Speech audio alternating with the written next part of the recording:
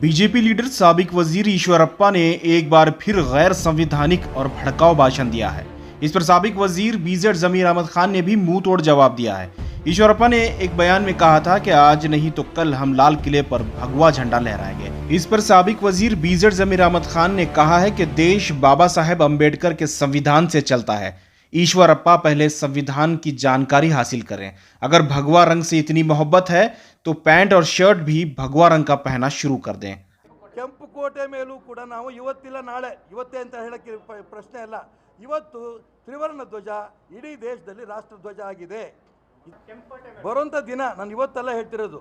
मैं ईश्वरप्पा को अभी एक्चुअल ईश्वरप्पा एक मिनिस्टर हुद्दे में है। मेरे सकता हूँ मिनिस्टर हुद्दे में रह के लाल किले के अंदर हम लोग कैसी झंडा लहराएंगे करके उन्होंने बताया। मेरे को लगता है कि हिंदुस्तानी है ही नहीं, ये हिंदुस्तानी है नहीं। अगर उनको केसरी के ऊपर इतनी चाहत है, एक काम करो केशवरप्पा से आपके माध्यम मुखांतर में बोलना चाहता हूँ, उधर बाद में आप जाके झंडा लहरा रहो। पहले एक काम करो, केसरी से आपको इतनी चाहत है, आप जो पैंट शर्ट पहनते ना, केसरी का पहनना शुरू करो ना, केसरी की पैंट शर्ट पहनना शुरू करो।